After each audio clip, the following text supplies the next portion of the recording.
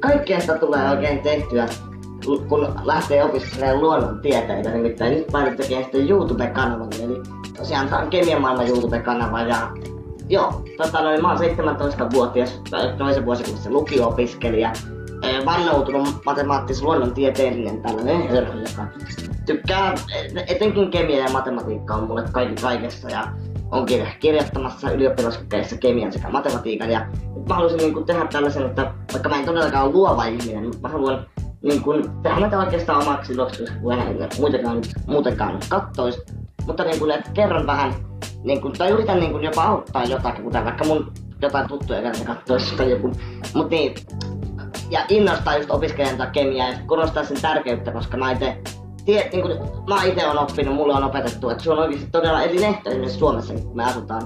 Ja sit totta kai tämähän olisi ihan vaan plussaa ja mun unelma, että jos jotakuta nämä videot vois auttaa, mutta mäkin on tosi rajallinen, koska mä oon vasta lukion kakkosella, mutta rakastan tosi paljon kemiaa, niin jos voisin auttaa opiskelussa tai sitten vaikka laskuissa tai jotain muutakin, eli etenkin peruskoulua ja lukioon sitten sitä ekaa kurssia.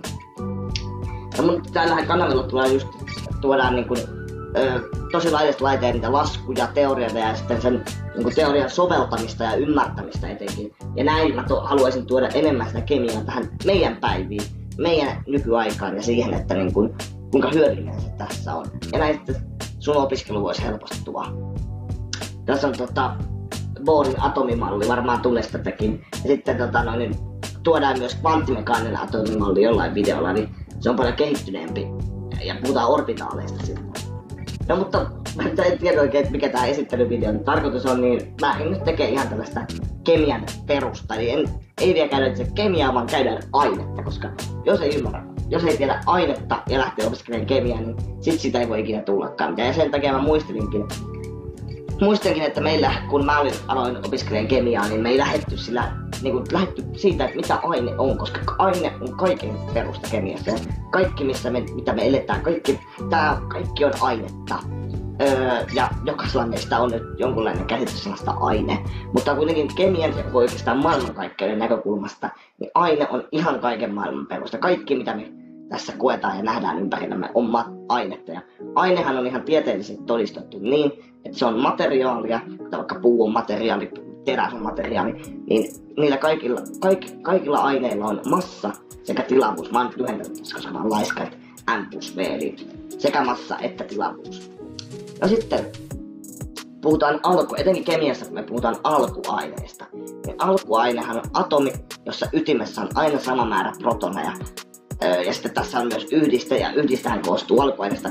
Mutta itse asiassa tuo alkuaine, me käydään sitä vielä paljon tarkemmin läpi, mutta mä nyt halusin ottaa tähän vaan, että kun on aine ja sitten me erotellaan alkuaineet, eli atomi, jos on ytimessä aina sama määrä protoneja, kuten vaikka happi.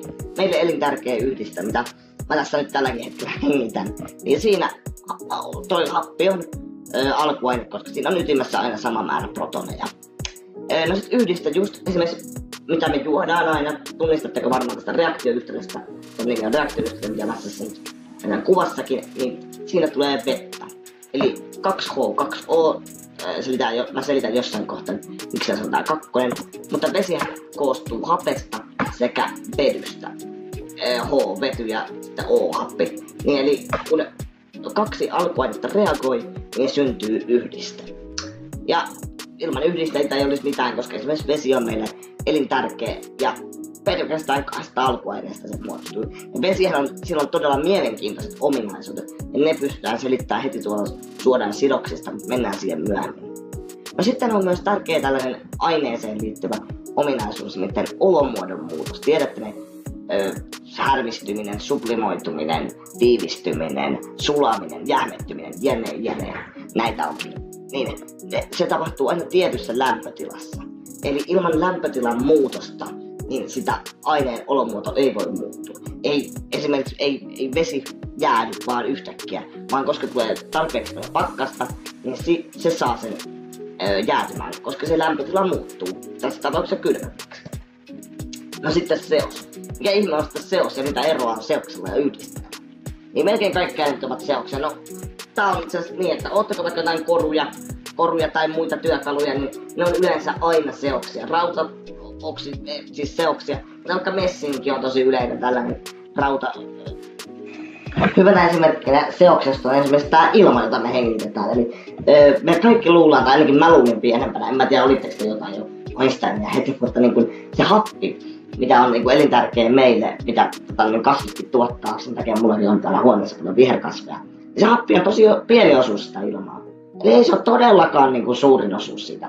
Tuosta itse näkyy tällainen 10x10 eli vähän prosenttitaulukko, eli 100%, 10x10, niin tuossa näkyy, että kuinka paljon on mitäkin alkuainetta. Esimerkiksi typpiä, N2 mä siltä myöhemmin, mutta niin tää on esimerkiksi 78 tosta kun laskee. Ja sitten niin happea on vaan paljon pienempi osuus. Eli siis se on, mutta tää on seos tää ilma. Ja miksi se on seos?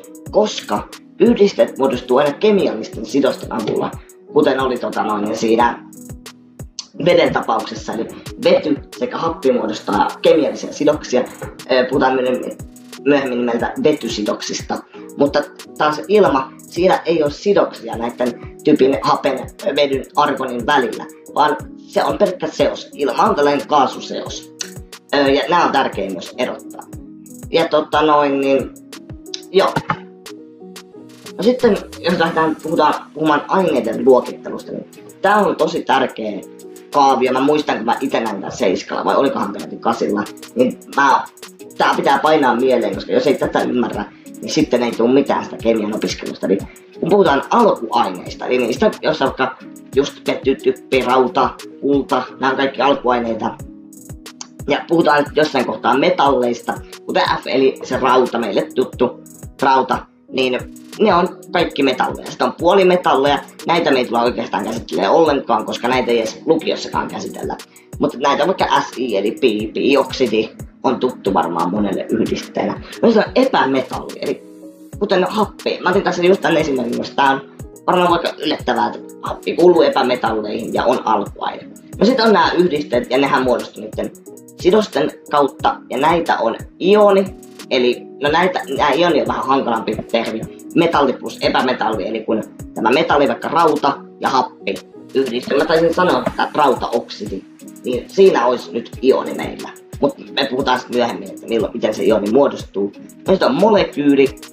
Molekyyli on taas happi, eli siis epämetalli plus epämetalli, kuten tässä tapauksessa vaikka happi plus vety. Siitähän muistatte, että siitä tuli vesi.